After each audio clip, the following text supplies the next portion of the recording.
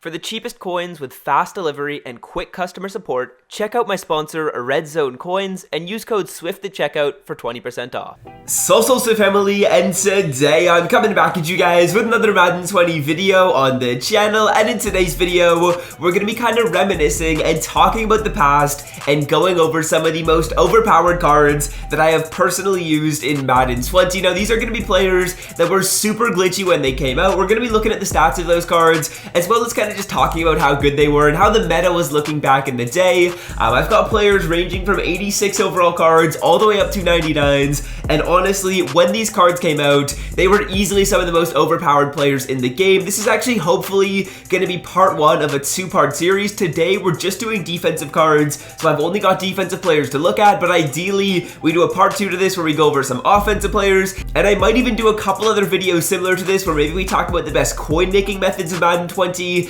I could also make like a stick work montage from my streams, so definitely if you guys do want to see more content like this, leave a like down below, hit that subscribe button if you're new, drop a Noti Gang comment if you are on this video early, and without further ado, let's hop into the first card that I've got on this list. So the first player on this list is actually going to be the 86 Myles Garrett. The only way I can show you his stats is actually by powering him up, because this was one of the Theme Builders cards, which was actually a nat which you could earn from solo challenges, or actually just use training in the power-up. This card came out really early in the game. I believe this is one of the first promos, if not the first promo to drop in Madden 20, and taking a look at the stats, they're actually pretty good on this card. He's got good strength, really high power move, good block shed, and for a card that's basically coming out as the game releases, the stats on this guy were absolutely crazy. Myles Garrett also 6'4", which is awesome. He plays really good for me with his like higher overall 99 overall card, so you guys can only imagine how good this 87 was when he was going against even worse tackles,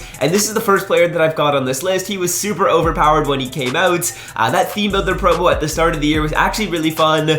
We got a bunch of cards that were really nice to use. They were all nats. You could grind for them from solo challenges, so this Myles Garrett is the first card that we've got on the list. Now, next up on this list, we have another one of these Theme Builder cards. It's 87 overall Darius Slay, and honestly, you guys could actually use training, if you remember back in the day, to actually just get these cards up to their 87 overall versions, but training was super expensive back then. That's when I used to make all the training method videos. Those did super well on YouTube. I'll continue to do those again next year, but let's take a look at the stats on the Slay. He has really high speed, really high zone, and really high play rec. Those are my three favorite stats to have on a corner, and those of you that remember when I was much smaller on YouTube, this is probably when I had like 10,000, maybe 15,000 subscribers at the start of the year. We used to stream on YouTube, and Darius Slay made, I kid you not, a crazy play almost every single game. I understand why he has the nickname Big Play Slay, because he got picks at the most clutch times for me, and this card honestly was crazy. I feel like a lot of people probably didn't use it, but I just want to put him in here on this list because he was incredible for me. Now, the next card on this list is going to be 89 overall Ken Houston, and those of you that have been playing MUT since around the beginning will remember how good this Ken Houston card was. I think he was actually in like the first or the second legend drop, and the stats on this card are really good for one of the first legends that came out. I believe he had like 88 speed, 88 speed, 86 acceleration with good play rec, good zone, and good hit power to go along with a 6'3" frame. Ken Houston was a great user, and one of the most overpowered cards, especially when it came out. I remember almost everyone had that Ken Houston that had a really good team, and he was really scary to go up against, especially when you saw him in the top 3. You know you were going to be going up against a good opponent. So Ken Houston, again, was an absolute beast. Even though he's only an 89 overall, you guys have to remember how good these stats were at the beginning of the game, because getting that high speed and acceleration combination was awesome back then. Now, the next card on this list is going to be 89 overall Demarcus Lawrence. He wasn't on the auction block, so I did just power him up so I can show you guys the card art as well as the stats that we've got here. And actually, funny story, my first YouTube video that I posted for Madden 20, if you guys did not know, I actually took a break from YouTube for like 2 years, started up again this year at 5K subs, and the first video that I did post was actually me opening up my Nat MUT Superstars pack. I pulled Harrison Smith. I remember being super pissed off about that, but in that same promo, we got a couple of really good cards, one of which was this Demarcus Lawrence, 89 overall, and this guy was an absolute beast. He absolutely hated the opponent's left tackle or right tackle. When you put abilities on this card, I remember him just shedding almost instantly. He has high speed and acceleration, pretty good block shed, but that finesse move. The finesse move was absolutely killer. It's almost like he didn't even touch the left tackle and he was through.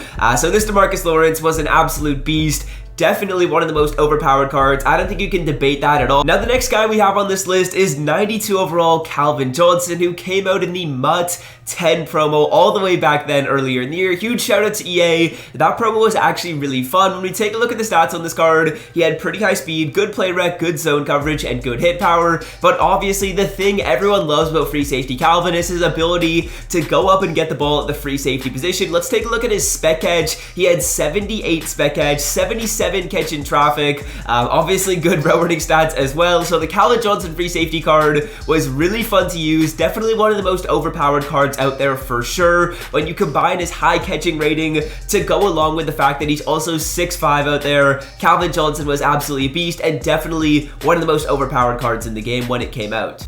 Now, the next couple cards that I've got on this list are from the NFL 100 promo. In my opinion, that was also a super W of a promo, and we're starting it off with 94 overall Reggie White. Reggie White, honestly, one of the things that made him great was the ability that he could have his X Factor lighting up as the game started. So basically, on the first few plays that your opponent ran, Reggie White was instantly shedding against whatever tackle he was going up against. He also had really good speed and acceleration. 79 speed is actually pretty good for a left end, especially a left end that came out when he did. Really good acceleration, great block shed, and power move. Honestly, I just remember being super stoked to see all the NFL 100 players come out because they were easily the most overpowered cards in the game when they released, and Reggie White was definitely one of the most overpowered cards on the NFL 100 promo on the defensive side of the ball. Now, another NFL 100 player that I have on this list is going to be in the cornerback group, and we're going to be taking a look at prime Deion Sanders, the 94 overall Deion, and he had 95 speed earlier in the year to go along with great man coverage, great zone coverage, incredible play rec, and 95 acceleration.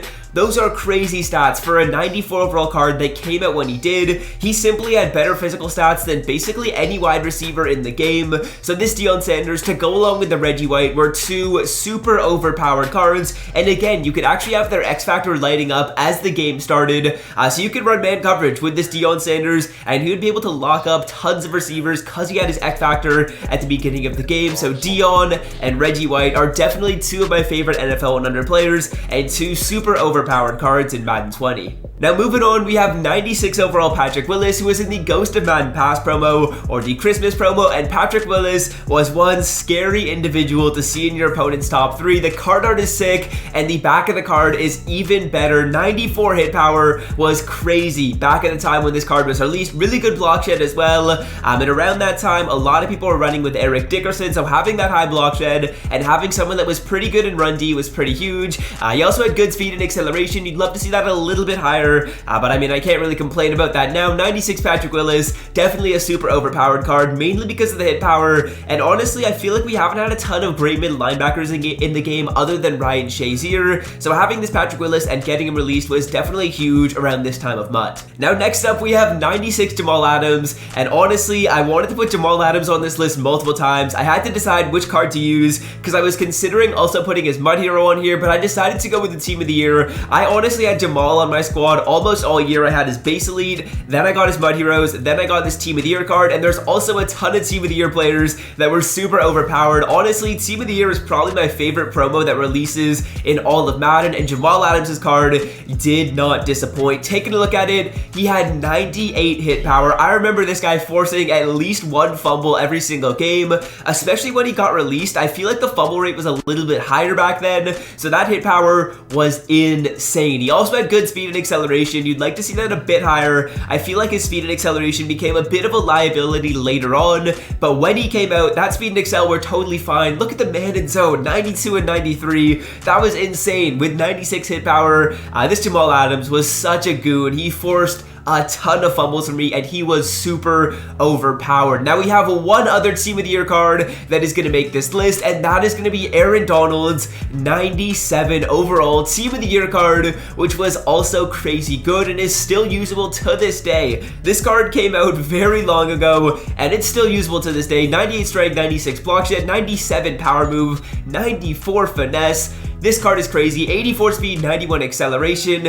Aaron Donald, Jamal Adams, I had them both with X Factors on my team, and Donald was shedding almost every single play. Jamal Adams forced tons of fumbles. I don't think you guys can argue at all. Those are two of the most overpowered cards that have been out in all of Madden. Now next up, we have 99 overall Lawrence Taylor, and honestly, I was considering putting some of his other cards on this list, similar to the Jamal Adams, but I decided to go with his 99 because this card is straight up broken. When it came out, he was easily the best player in the game on defense, in my opinion. 92 speed, 95 acceleration, that's wide receiver type of stuff to go along with great strength, great block shed, great power move and finesse move. LT literally ruins my opponent's offenses half the time they run a snap and pass the ball because he's shedding before the quarterback can throw the ball. So LT, crazy good. Definitely one of the most overpowered cards in the game. Maybe the most overpowered, I don't know. He could be second to this guy that I'm about to show you guys. And the player that I want to talk about in the last spot as the number one, well, not necessarily the number one most overpowered card actually, just the most expensive, because that's kind of the way I did it. I went from cheapest to most expensive, is the 99 overall golden ticket Taylor Mays at 2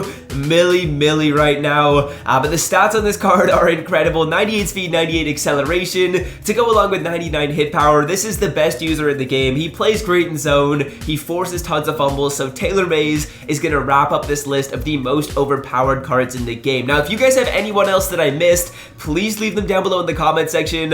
I honestly wouldn't be surprised if I missed some like 92 or 91 overall cards that were really good when they came out, because I feel like I didn't have too many of those on the list. But that's going to wrap it up for the video. If you guys want a part 2 going over the most overpowered offensive players and kind of just reminiscing about those cards, leave a like down below. And until next time, fellas, I'm out. Have a great rest of your day. Peace. So